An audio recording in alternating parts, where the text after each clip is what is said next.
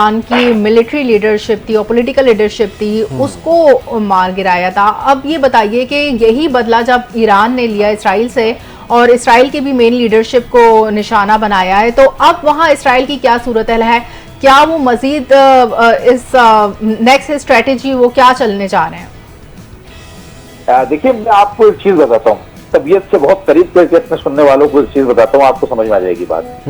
अमूमन ये जो बदमाश टाइप के लोग हैं ना, इन्हें मारने में मजा आता है, मार खाने की सलाहियत इनमें होती नहीं है। बिल्कुल बात समझ रही है जी। ये चूंकि ये एथलीट स्टाइल के लोग नहीं होते हैं, ये तहम्मुल उसके अंदर होता है जिसने मार खाने की प्रैक्टिस भी की होती है।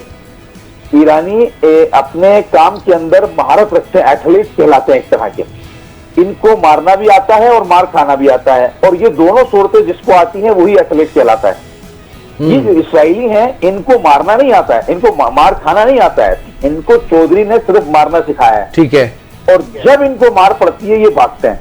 देखिए, अब मैं आपको एक चीज क्लियर कर दूं, ईरान के अंदर जो पहले दिन वाकया हुआ वो कभी भी नहीं होता, मैं कहता हूं। लेकिन बात क्या है, इसराइल का और अमेरिका का हमेशा से ये धंधा रहा है कि वो दूसरे ममालिक में हमेशा अपने जासूसों को पाल रखते हैं। हाँ, ये किया है।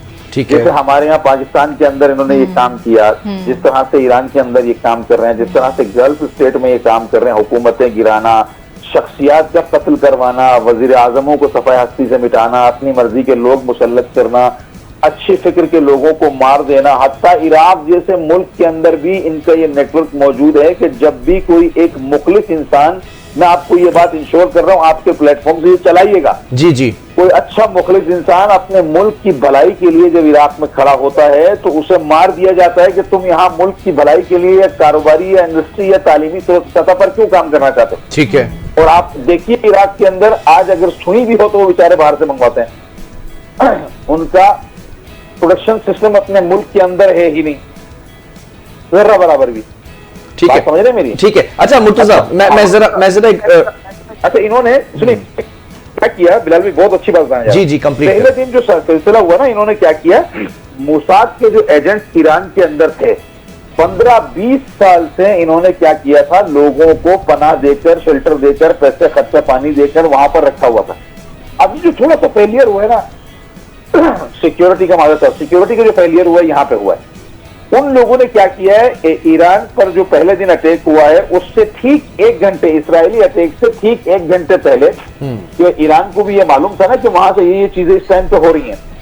उन्होंने क्या किया, अब वो चूंकि उनके जो डिफेंस सिस्टम है वो सारे के सारे बाहर नजरें जमाए हुए थे, ईरानी लोग इसराइल पर नजरें जमाए हुए थे। इसी दौरान इनके एजेंट्स ने क्या किया, अंदर से क्वाडकॉप्टर्स के जरिए और छोटे मिसाइल के जरिए जो डिफेंस सिस्टम थे उनके ऊपर बड़ा रास्त अटैक किया है। जी मतलब, अब वो एयर डिफेंस सिस्टम ऊपर देख रहा होता है ना, कहीं 100 किलोमीटर ऊपर देख रहा होता है, इन्होंने मतलब 2 किलोमीटर के फासले से ही मार किए हैं। तो ये जो अक्सर डिफेंस सिस्टम थे ये इस तरह से मारे गए हैं, और टारगेट किलिंग के जरिए जनरल्स को और साइंसदानों को मारा गया है। इस लेयर ने जो काम खराब किया पहले दिन, उसके बहुत खतरनाक असरात हुए। अगर इसको किसी तरह से काउंटर कर लिया जाता तो अभी तक इसराइल का काम खत्म था, और इसराइल पहले दिन ये काम करके समझा तो उसने ईरान की तमाम तर जो है ना वो डिफेंस पावर को खत्म कर दिया है। और यही गलती अमेरिका भी महसूस हुई, और डोनाल्ड ट्रंप ने उस दिन कहा कि अगर ठीक है, ईरान टेबल पर नहीं बैठा मुज़ाकरात की तो हम ईरान को सफाई हस्ती से मिटा देंगे, और ईरान के पास एम्पायर नाम की कोई चीज भी नहीं रहेगी। ठीक है, दोपहर तक ये आलम था। अच्छा, लेकिन 10 घंटों के अंदर अंदर